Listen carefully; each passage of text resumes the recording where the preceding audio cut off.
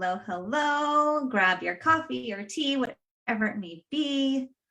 Come join us for the conversation.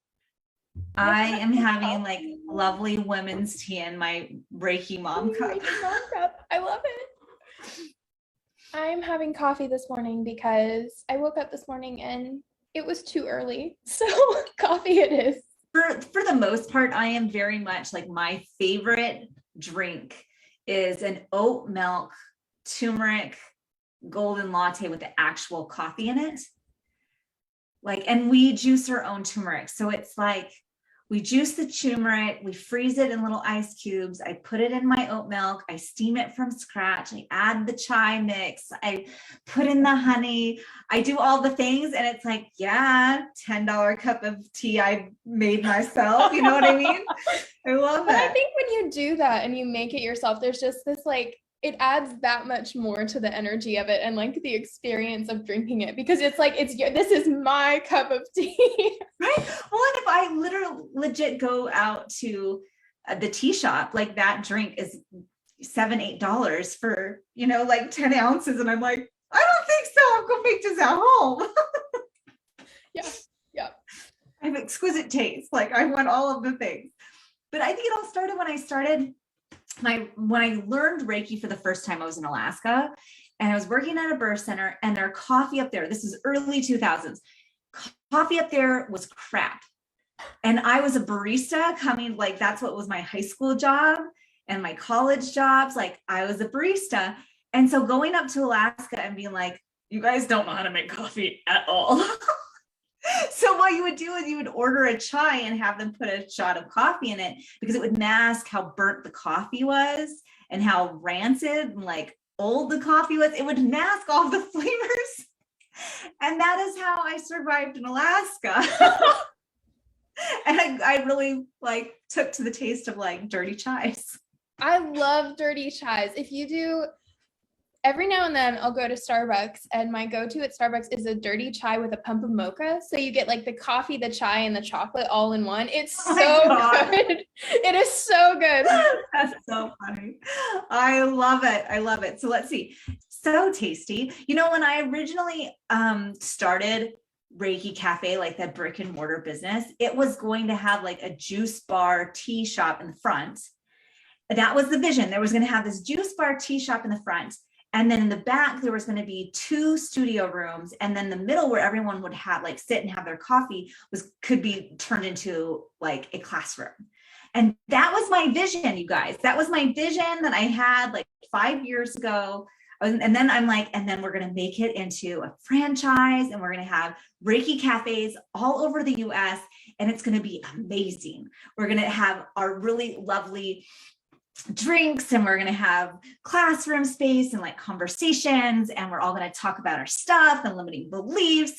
And then there will be these studios in the back where you can get your Reiki coaching and your sessions, Reiki sessions and things. And I'm like, and that was my vision. And there's still a good part of me that's like, still going to happen. So if you guys are like, I'm listening to this and I love the idea of a franchise because I hate the business side of things, yeah, let me know.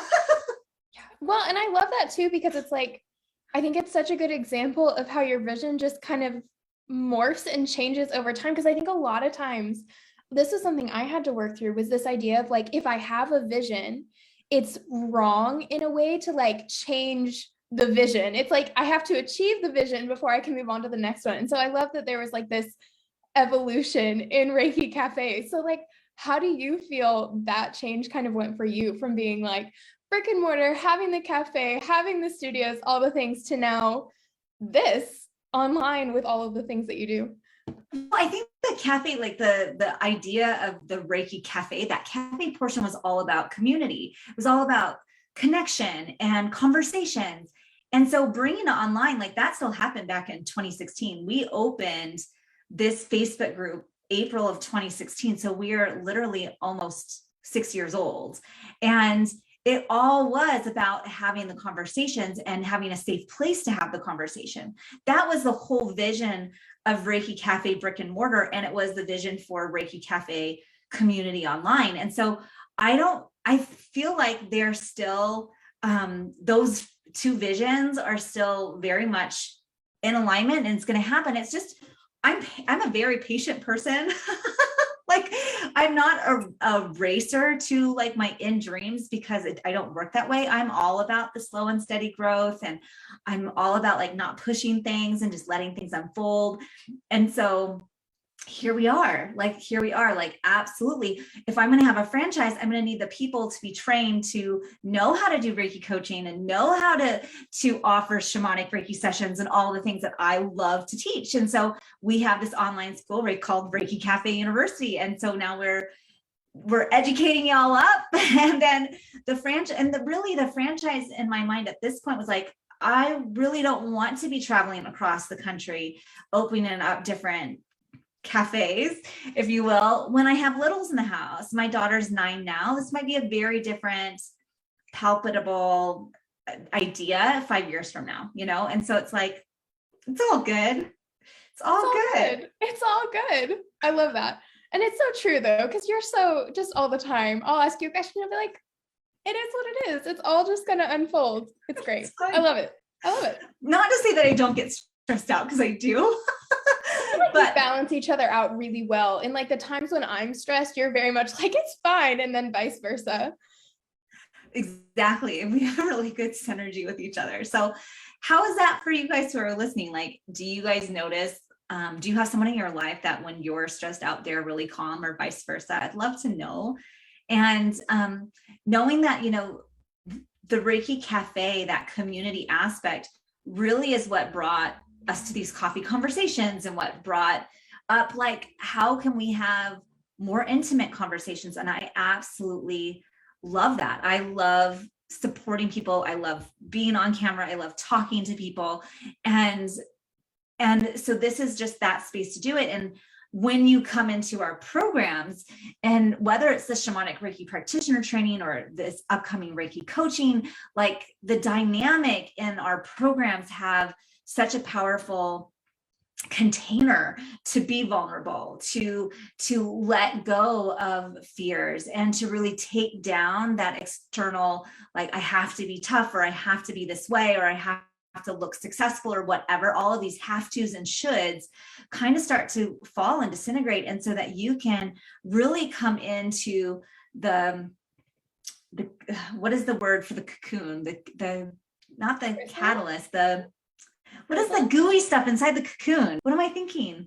I don't know what you're thinking of. The word that's coming to my mind is chrysalis, but that's what it. That's what I'm looking for. Oh, is it chrysalis? Okay, chrysalis. It's like the chrysalis, like you have completely taken away the structure of who you were and morphing into what you are becoming. And that, for me, it feels like what we try to do in the Reiki Cafe community. So yes, we have the rainbows and the butterflies and all these like transformation symbols.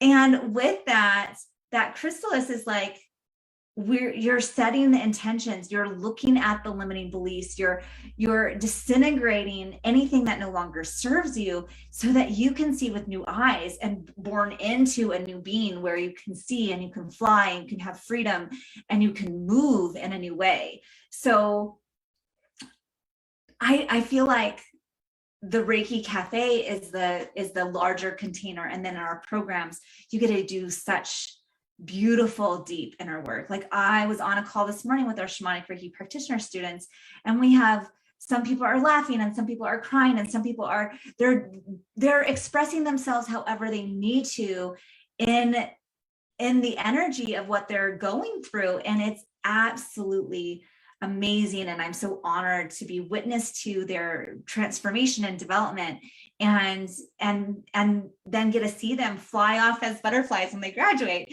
And so I'm really excited about this next phase of offering Reiki coaching, because it's just yet another container, and the subject may be different, but the transformation is still so potent.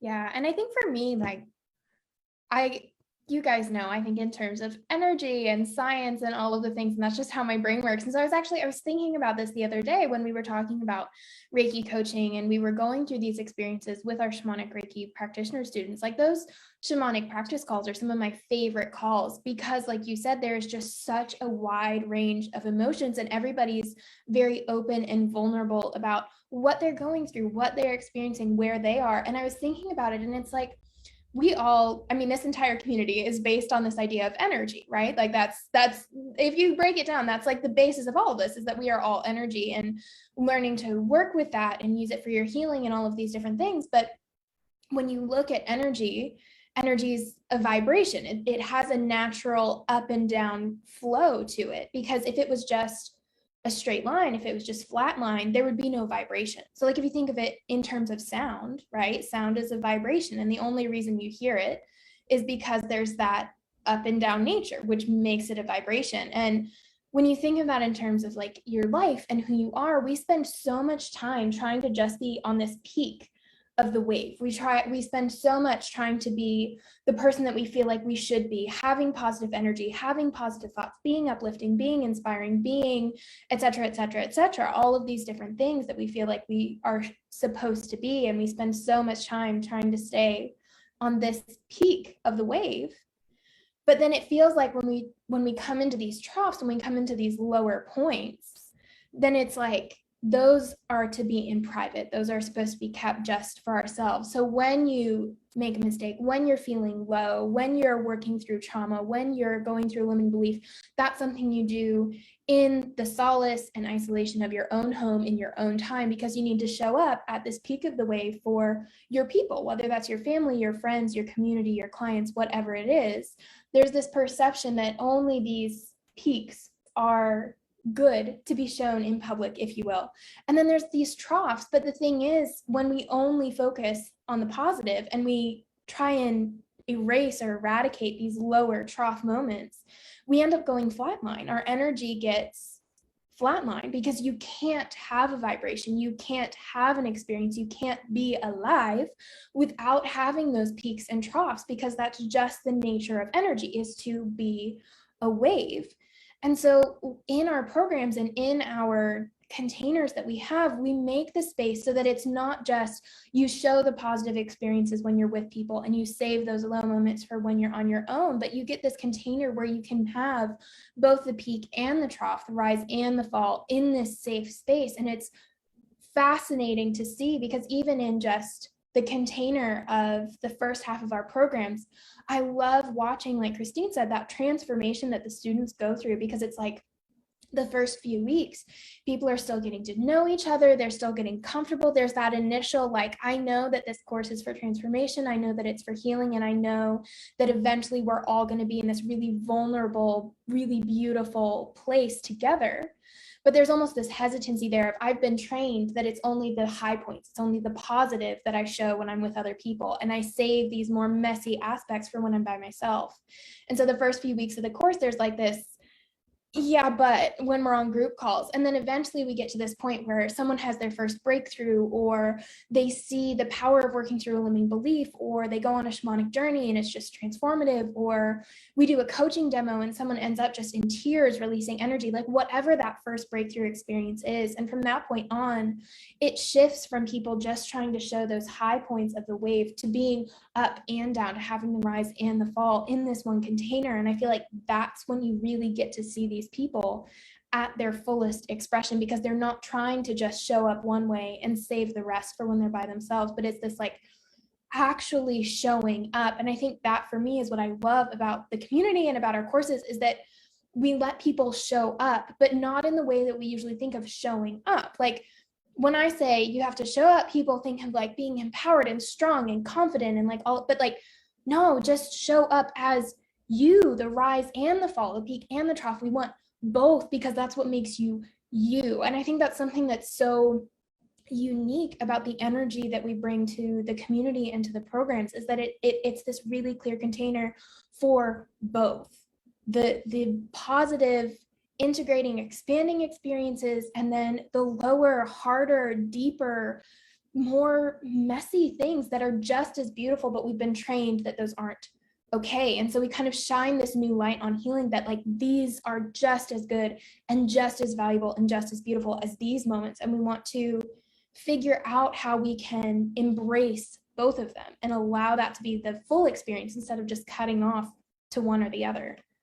Well, and it goes to reflect how Reiki Cafe University really doesn't subscribe to this like toxic positivity where everything always has to be good and everything always has to be light and everything always has to be fluffy and everything always has to be shiny. And there are so many people in the spiritual woo-woo industry that's what they project, that everything has to be at this, I have to be and look perfect all the time. And that's not life. Like, it's not life. Like, no matter how much you work on yourself, hidden away or in a group, like, your days are going to have these emotional ups and downs to them, or throughout the weeks or the months or the years, you're going to have ups and downs because we are spirit in a human suit. I don't know how many times you guys have heard me say that, but this is this very much like, I'm here to experience all of it. I'm here. I've created my soul agreement with divine, knowing that this isn't all going to be sunshine and rainbows, and going, well, how did that happen? That was not what I meant when I said this. And having these like interactions with other people, that's heart chakra right there. This is living life out loud. This is about experiencing other people. And so, I feel like there's been a lot of uncomfortableness because we spent like a year plus like being contained due to COVID, not seeing anyone, not interacting with anyone. And it kind of, especially with our kids, who's seen the stagnant progression of like interpersonal development with other people and like being able to communicate. Like, my son is a freshman in high school, and I'm like, he had he when he went back this year, it was like he was scared to touch people or to talk to people. Like, he didn't know how to do it anymore unless it was through a screen. And so it's very interesting how when we just miss out on human interaction, like, we suffer. We're meant to have this life in community. We're meant to have this life to experience with others. And, having the energetic awareness of where we're at, going, are we in a place where we are really in this high vibe scene, and how can I energetically support and lift up others versus like, am I coming down to their level and going, do I want to be in this? Do I want to be in this drama? Do I want to be in the stickiness? Like, is that energetically where it's to me, or do I need to have boundaries? And knowing like, this is life. This is how we play. This is how we get messy. Yeah. And I think it's so interesting too, because I think for a lot of people, this period of isolation, I know that I'm definitely one of these people, there was this fear of being vulnerable and being seen that a lot of people realized they had, because we had truly what I perceive as this really beautiful container of a year and a half to be in ourselves, to come to know ourselves and to be in that cocoon in a way. And then when it came time to step back out and we are stepping back into the world, I noticed this especially in myself being on campus. As many of you know, I'm a psychology student and researcher right now. And so I've found that when I go on campus, there's this almost like your shoulders go up, your walls come up. It is scary to be seen. That's just not a head in a screen. And that could be something ranging from showing up in a live video as a business owner to going out and meeting your friends for coffee. Like, there's a wide range of how that limiting belief or that fear shows up. But I think a lot of people have started to realize that they have this underlying fear of being seen, of being vulnerable, of making mistakes, of showing up in that raw, embodied humanity that we all have, and that so many of us are kind of trying to downplay and pretend like we don't have problems, or not even pretend, but it's almost like there's a protective factor in keeping those to ourselves and not sharing them. And it's like, whatever the root of that limiting belief is, I think we've all kind of had this moment of, how do I want to be seen? Do I want to be seen? What's the fear there? There's just so much to unpack there. And that's something that I love about our community, and something that I'm really trying to create in Reiki coaching is this atmosphere where we want you to come as you are. We want your stories, we want your traumas, we want your limiting beliefs and your fears and all of this, because it's not just the positivity that makes you you, it's all of the things. And you and all of your experiences and your backstory and your memory and your thoughts and your feelings, all of these things are what make you you. Like, I would not be sitting here today if I hadn't gone through all of the things that I went through as a child, or had the experiences that I had when I was a teenager that were so incredibly difficult and that did cause those really deep wounds. But it was the wound that led to the healing. And my brother has this phrase that I think he got from one of his favorite singers, but he was like, he tells me that there's this song and his favorite lyric in it is, "The cracks are where the light shines through." And I just think that's so true, because it's a lot of times we see these cracks as, oh, I'm broken. But if you look at, even in Japanese culture, when something breaks, they paste it back together with gold, like gold filament, because the cracks are said to enhance the beauty and enhance the value. And I think that's something that the spiritual community a lot of times is missing, or for me, interpreting in a way that just doesn't resonate. There's almost like a disconnect there of, you'll hear people say like, embrace your wounds and do these things. But there is, like you had said, that almost, I don't want to say toxic positivity, but there's a misnomer there of like what that relationship actually looks like. And I want to see a space in healing and in Reiki and in coaching and in psychology, heaven knows, of like this embracing the idea of like, paint your cracks back together with this gold paint, accentuate them, embrace them, see them as part of you, not because they're holding you back, not because they're making you broken, not because they're an excuse for XYZ behavior, thought, action, etc., but because they add to your value, they add to your beauty, they allow that light to shine through so that you can know who you are, so that you can show up in your purpose. Like I think for a lot of us, we would probably agree that part of our purpose comes from those wounds.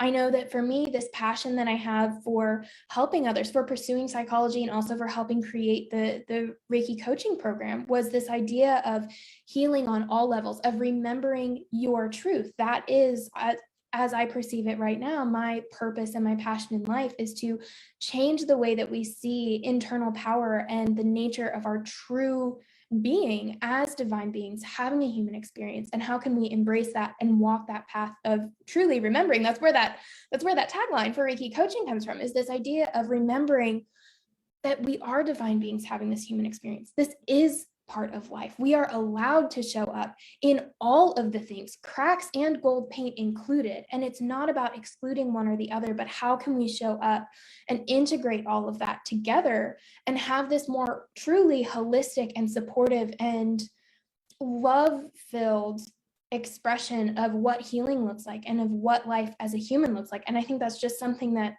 I'm so passionate about, but that passion comes from my past wounds and my past experiences and how I found my path to healing, and knowing that everybody's going to show up in that differently, but knowing that at the end of the day, that path of remembering, it's the same path. It's just the presentation of it looks different, Right. And so part of this is not to move through life as a hot mess and to constantly be spewing your emotional charges and your energy. That's not what we're saying. It's more of recognizing, I have this level of energy right now. I might be a hot mess right now. Who can I be vulnerable with? Who's a safe person? Where's a safe place that I can go to process? Some of those times it's going to be very much like I'm going to be processing my own because I need to be alone. I need to go into the dark night of the soul to do that work. And there's other times and places that there's a beautiful, safe container of going, I need to talk with my spouse. I need to talk to my parents. I need to talk to my kids, or I need to talk to my best friend. And knowing when is it safe to be vulnerable, when and where are you going to be held and nurtured so that you can process. And that could be a counselor, or that can be a coach, or that can be your Reiki practitioner. Like there's so many different availabilities. So it's not about walking through life just emitting your energetic frequency of having trauma. That's not what it is. It's about Reiki Cafe University creates containers that it is safe to come to, and that we can be one of your safe places. whether that is here in Reiki Cafe community to discuss what happens in your sessions and what's going on in your life or where you need support, or is that even deeper inside of our programs, because they're not like a one and done thing. Like the Reiki coaching program is 7 months for a reason. You have to take your time to go look around going, is it safe to take off my armor yet? Okay, I'm going to take off a little bit. All right. Okay. I'm going to feel into it a little bit more. And as you move through the programs, it's just like you shed the external like fears. I have to look this way. I have to be this certain way. And then within a month, even you're like, okay, I'm safe to express myself. And so we've created the safe container, and it's really about knowing that the container itself is meant for transformation. It's not a place just to emotionally vomit into. And that's not it. It's not just what do they call those knitting groups? Stitch and bitch. Like that's all they do. Like, I don't like those type of groups. That's not what it's about. It's about going, I'm being vulnerable and I'm releasing so that I can be put back together and held together in a supportive way. And so it's all about like knowing when it's going to be safe to be vulnerable and taking steps, knowing that you have transformation coaches, Izzy and myself, within the container to help you process to actually put those gold filaments in, that we're here to help you put the pieces back together in a beautiful and safe way. And I think for me, another part of it too is truly changing that paradigm of healing in taking away that almost positive negative language, because I think so if you look at this from like a psychology perspective, there's something known as like psychological reactance, which has a couple different variations of it, but the general theme of it is that whether it's in a textbook or a study or just in your life, we know that when we try and suppress negativity, whether that's negative thoughts, negative emotions, negative actions, the act of trying to suppress them actually makes them worse. It's like if I were to sit here right now and tell you, don't think about a pink elephant, every single one of you just had a pink elephant pop in your head. And it's the same thing with negative emotions. When we try and suppress them, they come back even stronger. And so for me, I think there's this element of, Kay had mentioned on here, that idea of like, well, isn't it because we don't want to burden other people? And I think that for me is another example of that paradigm that can shift in seeing our traumas and our wounds and our limiting beliefs and our fears not as burdens, not as negative, but as chances for growth, chances for learning, understanding that just like we were talking about that wave earlier, the peaks lead into the troughs, which lead back into the peaks. It's like you have to go through these low points. You have to find those wounds. You have to go through these lower times so that you can learn, so that you can grow, so that you can understand what's the next expansion for you. And then as you learn that, you lead yourself back into that rise, that integration of, oh, this is what I learned, this is what I experienced, this is how I can expand. And then you ride this wave of experiencing that expansion, of experiencing that integration. And then it leads back into another trough. And it's not that one's good and one's bad, but it's that they're two sides of the same coin, that you need that expansion and you need that integration in order to have that energetic understanding of what happened and what you learned and what you experienced. And then you keep going, and that's part of life. And without those troughs, without those moments of growth, of fear, of sadness, of anger, whatever it is, those catalysts for understanding and learning and growing, you wouldn't have the peaks. So you need those low points. You need those points where you feel challenged as a person and where your perception of things is challenged. That's actually something, there's a concept in psychology known as post-traumatic growth. And essentially what it is that in the face of adversity, there's 3 to 5 traditional criteria that psychologists look for to determine, is this person going to experience growth after their trauma, or are they going to fall into a more fixed mindset and have difficulty and more negative health outcomes later in life. And a big element of post-traumatic growth is this idea of challenging your core beliefs. There's actually been research that shows that your core beliefs have to be challenged to a significant extent in order for post-traumatic growth to happen. And so there is this idea, whether it's just in healing or looking at the energy wave or looking at psychology in post-traumatic growth and challenging your beliefs, but there's this idea that there has to be a shakeup. Your self-perception has to be shattered sometimes so that you can learn to put those pieces back together. And there's this element of the healing leads to the wounding, leads to the healing, leads to the wounding, but it's not that any of them are positive or negative, but it's that they're two sides of the same coin. And I think that's something that right now, as a whole, the spiritual community is missing, because there's almost this stigma to trauma, to wounding, this idea that these things are a burden, that they're negative, that they're bad, like all of this really repressive wording that we use around it, when in fact we can switch that paradigm, we can switch that language, and we can switch the energy we bring to it and see it as opportunities for healing, opportunities for growth, understanding that they both lead into each other. It's not just like stairs, but it's a flow. They all flow into each other, and it's that cycle of integration and expansion and integration and expansion, and it has to occur together. Right. Well, and I think too, like we've heard the terms, things like the issues are in the tissues, like when the chi energy in the body gets stagnant and it settles in. And so if we aren't processing and moving that energy through, then it's going to settle somewhere in our body. And so that is the epitome for me, going, okay, I'm recognizing the waves, but I don't want it to stagnate. Like I have to stay right here. This is the only place I'm going to stay safe. And I'm going to suppress all of my anger, and I'm going to suppress all of my sadness, and I'm going to suppress all my grief and all of the things, because then I'm going to end up with pneumonia or some other bodily ailments where the energy didn't get a move.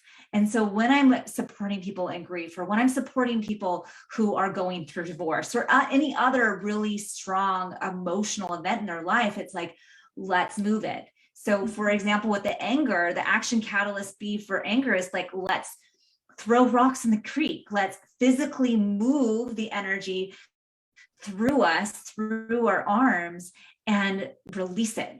It could be also like a burn ceremony, like we're energetically pouring into the fire and releasing, versus grief might be very different, of like honoring the past and honoring all of the thoughts, and then doing some breathing exercises. That can be the action catalyst. It could also be going for a run, like moving the energy through so that it doesn't become stagnant in the body. So there's so many different layers here. Like we have the emotional energy, the chi energy, the physical energy, and they all are speaking through the chakras. And so it's like, we want to be able to recognize this is the primary emotion. And so oftentimes, especially with Reiki coaching, it's all about getting curious. Why is this emotion showing up? Why did I just do that? That was a limiting decision. Why did I make that decision? Oh, it's because I have a core limiting belief that I don't want to be a burden on someone else. Why, where's that coming from? What's underneath that? Oh, it's because I don't think I'm lovable. Yeah. I believe I'm a burden if I ask for help, because I don't think I'm worthy of asking for help, because I don't think I'm worthy of love. And so when we can go on a Reiki coaching exploration, it can be a lot of aha moments, because the problem is not the problem. When we think it's got to be this, and this is what I'm feeling on the outside, typically there's something underneath.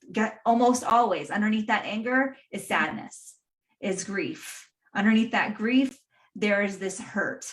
Like there's these layers, and as we dive into them and recognize them and heal them and nurture them and support them, then we pop out of it and go, if that situation happens again, or the emotional trigger happens again, I should say, then you can have going, am I going to subscribe to that? Do I want to continue on the same behavioral pattern? Or is that not who I am anymore? Do I want to continue getting angry every time my son doesn't put away the dishes, or whatever it is? Like, is that the pattern that's going to support me in my emotional and energetic growth? And if the answer is no, then it's more of like, okay, now I'm aware of it. Awareness is always the first step to healing. And when I have awareness, then I can make a new choice. What would feel better? What would be more in alignment? Well, I could communicate, I feel this when this happens, and I'm requesting that you do this, whatever it may be, where the communication now is in alignment with your heart.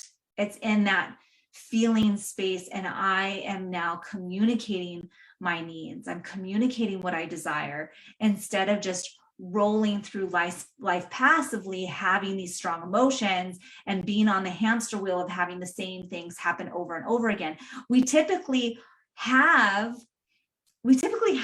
so many repeated patterns in our life until we recognize, wow, wonder how I attracted that partner again, or I wonder how I had that same type of student, or whatever it may be.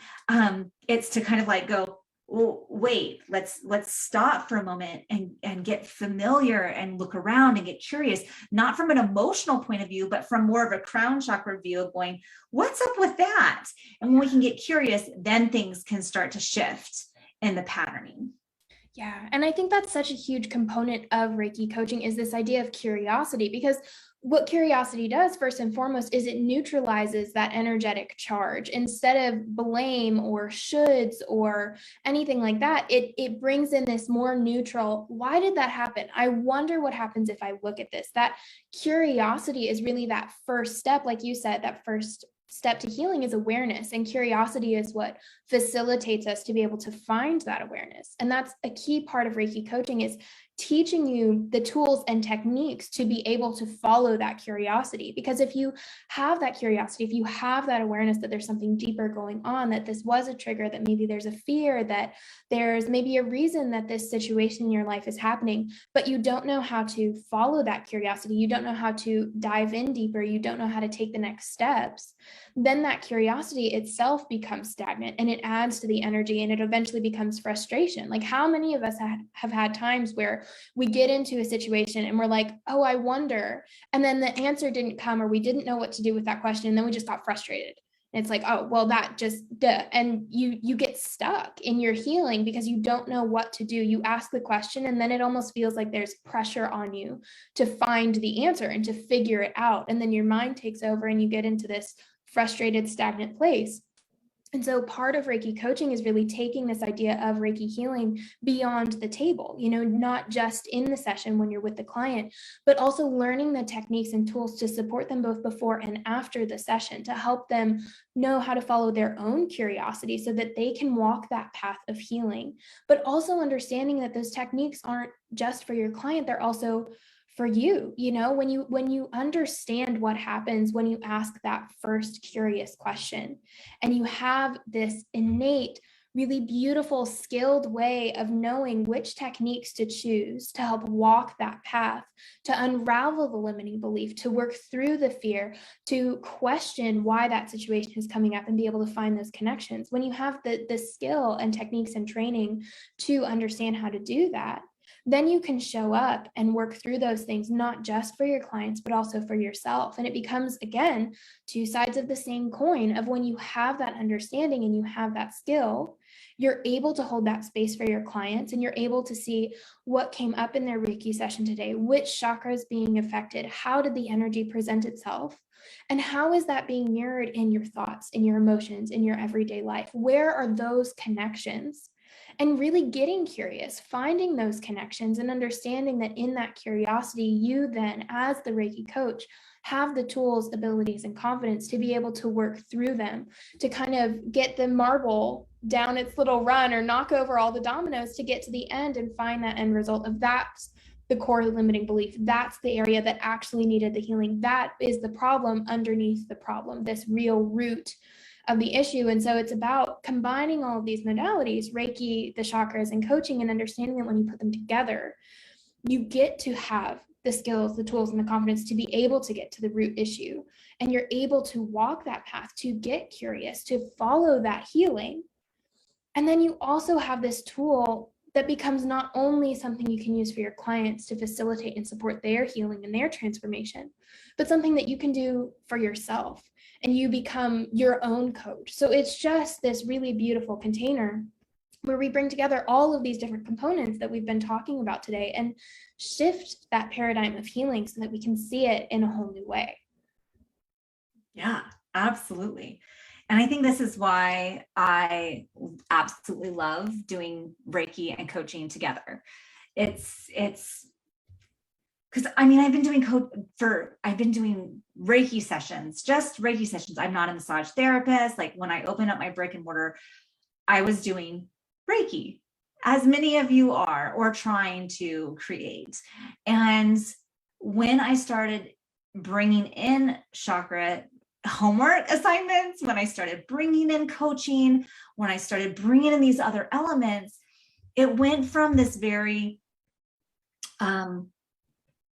standardized Reiki session of this is the hour to let's take 15 minutes at the end to discuss what showed up for you, and let's give you some activating catalysts to work on in between our sessions, to actually let's do 20 minutes of Reiki and 20 minutes of coaching and 20 minutes of like planning out what you're going to work on between our next session. Okay, now we're getting interesting. We're breaking it up. And then it's just kind of all become fused together. So the coaching is happening with the Reiki, which is happening with the goal setting, which is happening with the action catalyst. So it's all being enfolded and embodied together.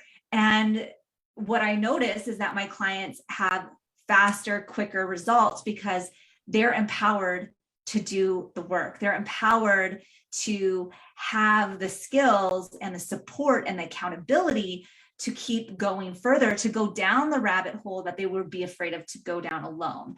And that's the beauty of Reiki coaching. I absolutely love teaching this and really helping people see that, yeah, some days they need Reiki. They're exhausted. They're emotionally and energetically exhausted. And then there's other days where their energy is peaking so high on a specific trigger that Reiki is going to help, but it's even more empowering when you bring in the coaching with it too, and can integrate it into the session so that they're getting the energy and they're getting the intellectual stimulation, the spirit stimulation to go, okay, well, why did that occur? How can we shift that?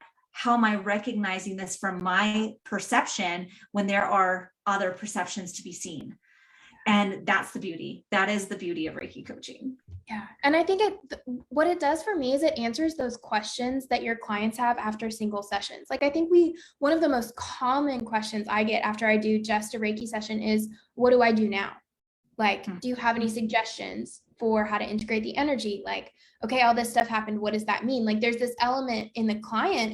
And obviously we have these questions too when we're the client of like, okay, we got the energy moving. We did that. What now? What do I do? And on the flip side of that, in a coaching session, you're like, okay, this trigger came up. I have all this information, or even in a therapy session, we've talked through all this stuff. We've worked through it. How do I integrate it? Like, how do I take this new information and understand it? I think a lot of times there's this almost like you open the door and you're just flooded with light. And you're like, I don't know how to process this. When you get all of this new information that you've worked through in a coaching session, there's this element of like, what do I do now? And I think for me, that's the question that Reiki coaching really answers, is this, what now? What next? What do I do? Because it on the Reiki side, it answers it with coaching. We've moved the energy. We've seen what's happening in your chakras. We felt into the energetic side of healing. And now here are these action catalysts you can use to integrate that energy into your daily life. Here are these coaching techniques you can use to see how that energy is presenting itself in your thoughts and your emotions and make those changes in your physical life.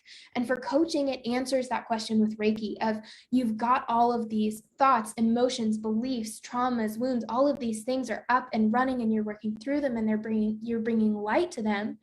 And here's support on the energetic side of helping to seal it all in, of helping it all to settle, of helping that understanding to, like you said, have that crown chakra understanding and to integrate and expand and to see how it all fits in. And so it's this really beautiful answer to that question that we all have when we have a single modality session of what now? What's next? What do I do with this information? And it takes that from all sides and it gives you the answer. It gives you the ability to say, this is what's next. This is what I'm doing. This is how I'm healing. This is how I'm showing up. This is how I'm participating.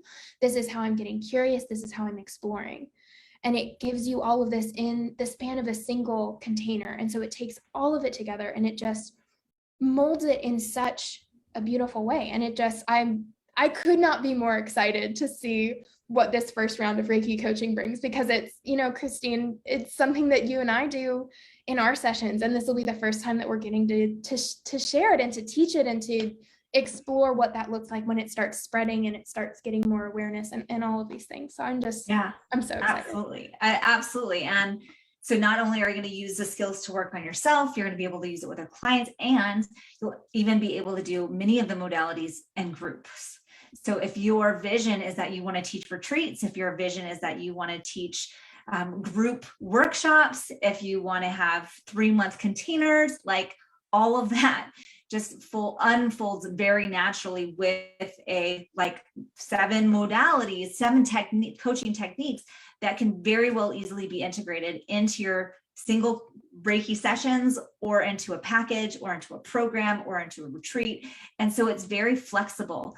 And that's one of the reasons why I love it. And so oftentimes people will sign up for a session and they're like, well, what are we going to do today? I go, well, what do you need? If you could wave your magic wand and have an outcome, a shift, a transformation, what would that look like for you? And I write these couple things down and then I'm like, okay, well, and then I go through my little Rolodex in my mind about what coaching techniques I want to use. And I pull out a couple and I'm like, all right, let's just dive in.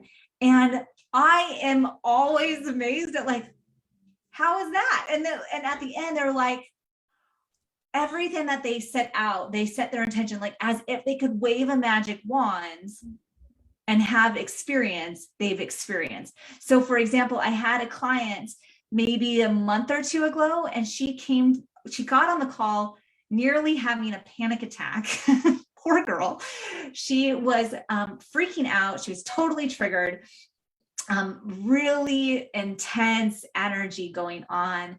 And I brought her through a first technique to just calm down her energy. And then we moved into, okay, now how do you feel energy wise? Are you feeling really high? Or are you feeling more stable? Just energetically check in. And then we went from there going, okay, now let's imprint of where we're going in the future. Where do you want to go? So if you're having all of these issues with your family and they're triggering you and you're feeling bombarded and you're feeling being taken advantage of, and all of this is your strong emotions, well, how do you want it to be?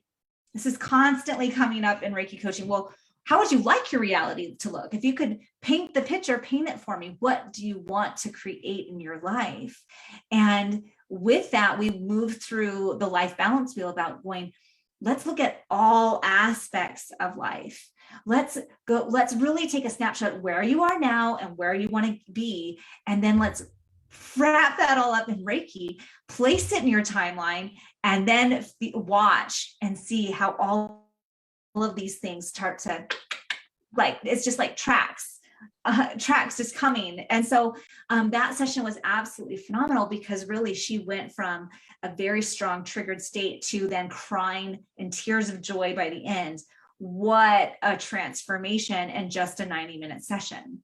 Yeah. And I think in those experiences too, one of my favorite things to see in a session is that moment when the client realizes their own power. They remember their power. They feel that empowerment and that confidence, and that I can contribute to my own healing. There's this sense of truly a remembering of yes, this is the truth of who I am. I do have a power. I can wave a magic wand. I have that choice. that element of power comes back into it. And I think that is so, pun honestly intended, powerful. Like it's amazing to witness. And there's a noticeable change, a spark on people's faces when they have that first moment of remembering, of like, oh, it's like a breath of fresh air, a big relief to remember, I can wave a magic wand. I do have that choice. I do have that power. And it's just this additional added benefit of approaching sessions this way. And it's something that I think even you and I as practitioners, and I'm sure that people have experienced this as well, but you experience that in yourself too. When you see your client remember that, it sparks that remembering in you. And it's just this continual, again, evolution and wave and cycle of remembering and finding that power and finding the healing and walking the path and doing all of the things. And it's such a beautiful experience on both sides. Yeah, I'm looking forward to it.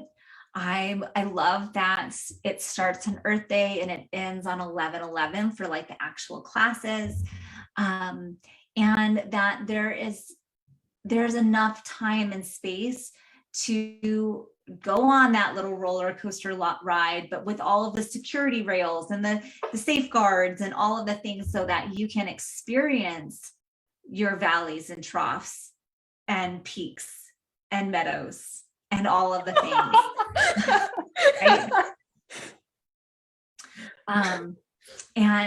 And come out on the other side going, I know what I want and I'm creating, and it's coming down to your identity level. Like you're changing who you are and being really clear in who you are, because as soon as you get clear on who you are, then it's so much easier to say your yeses and your nos.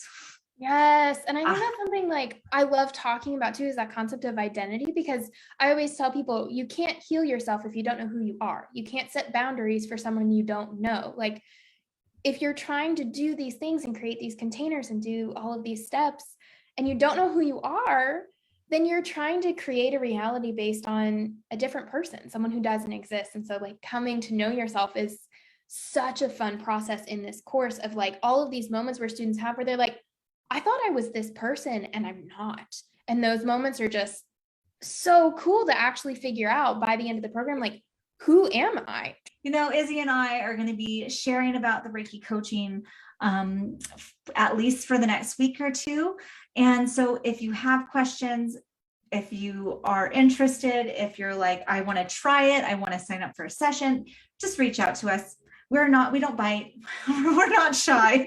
No. And we love hearing from you guys. Like, I think the times where I get random messages from people in the Reiki Cafe community, like, hey, I just wanted to say hi. I'm like, hi. Like, yes, let's make those connections. Let's do the things. Yeah. Let's not make it where it's just Christine and I on a screen and everybody else. Like, let's be a community, start the conversations, all the things. We love Absolutely. You. Absolutely. So it's an application process. You can put your application in and we'll review it. We'll contact you. We'll make sure it's a good fit.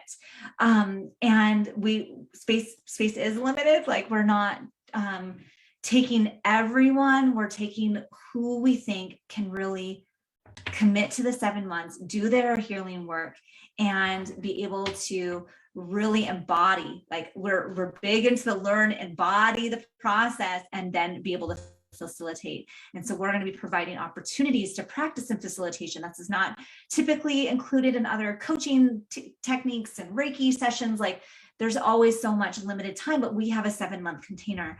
So if this sounds something up your alley, please do check out that link, go submit your application, and let's chat. Thank you so much for coming out and listening to this.